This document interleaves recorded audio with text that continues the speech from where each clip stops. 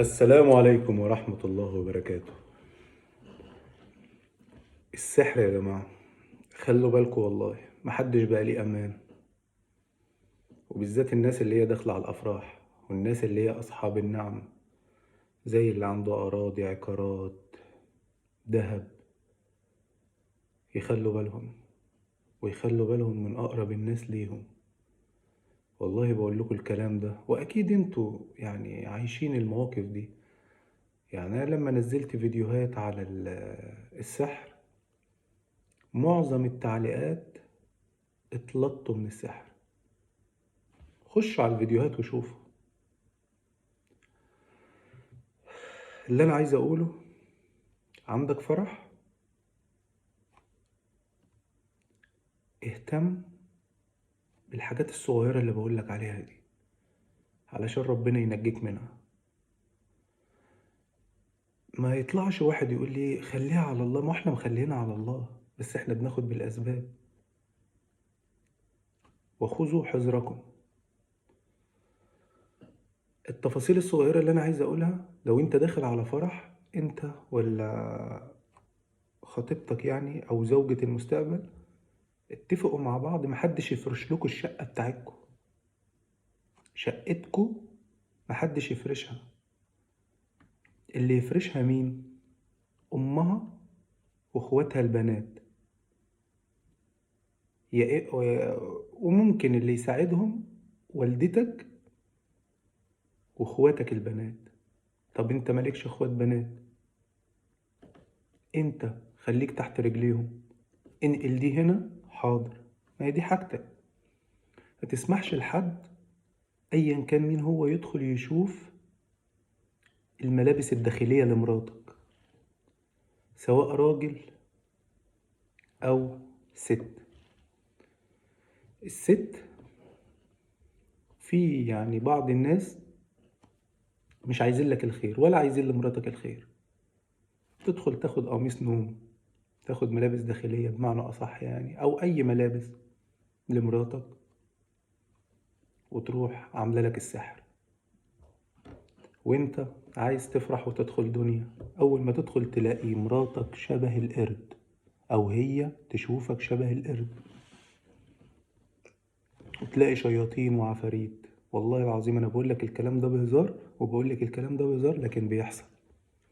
وفي بعض الناس بيقلعوا هدومهم ويجروا في الشارع، ودي بتبقى فضيحة يعني، بس هو غير إرادي يعني.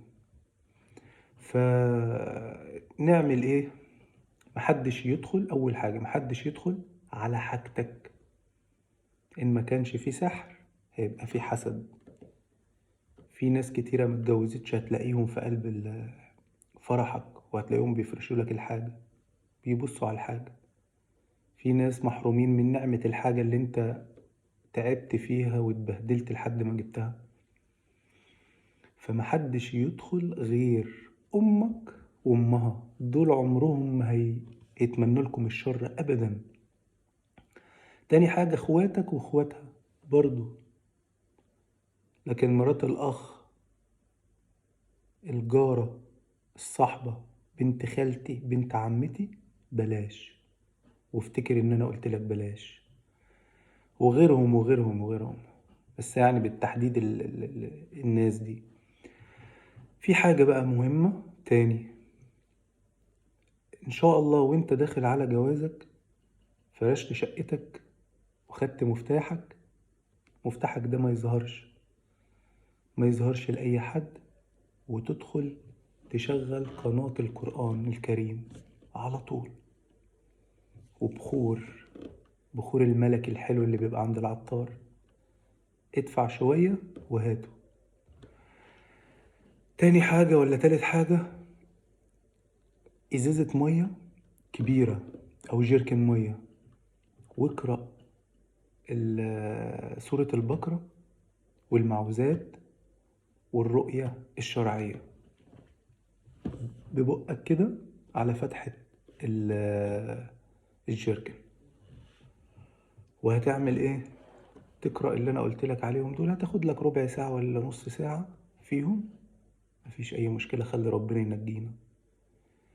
لانك بتحصن نفسك. تاخد بقى الجيركن ده وما تدخلش الحمام. تعمل ايه؟ ده وانت رايح تجيب عروستك الكلام ده، وانت برضو نفس الطريقة. تاخد الجيركن ده وتجيب طشت كبير، وتخش اي مكان تاني غير الحمام، وتدلق على نفسك تستحمى وتشرب منها. وتجيب برضو كيس ملح بعد ما تفرش الشقة، نسيت اقولها الحتة دي. كيس ملح، وفي كل ركن في البيت وانت بتقول المعوذات ترمي في كل ركن، ترمي في كل ركن، ترمي في كل ركن. حلو الكلام ده. الا الحمام اوعى ترمي وتقرأ. باب الحمام ده يكون مقفول على طول. دخلت تقضي حاجتك تتشطف، الباب مقفول. وانت بالاخص ما تدخليش تعيطي والكلام ده كله. دي حاجة احنا خرجنا بيها بعيد عن الموضوع، بس دي مهمة يعني، عشان اللهم احفظنا الجن العاشق والكلام ده كله. وما تبصيش في المراية كتير في قلب الحمام، اديني قلتلك. اللهم صل على النبي. والستاير لو معقودة فكها ورحرحها، واقفل شقتك، وخلي والدتك بالمية والملح، او اختك، العتب بتاع البيت بتاعك والسلالم وقدام شقتك تمسح مية وبملح وتمسح الحاجات دي. هيطلع لي واحد يقول لي ده بيدع، ده مش عارفة ايه، ابصر ايه. خلاص، اعمل كما تشاء، بالانجليزي up to you. بس هترجع لي في فيديو من الفيديوهات وهتسيب لي تعليق او هتدخل لي لايف. حصن نفسك بصلاة الفجر، حصن نفسك بأذكار الصباح والمساء، دول مدى الحياة، عشان ما يمسكش يعني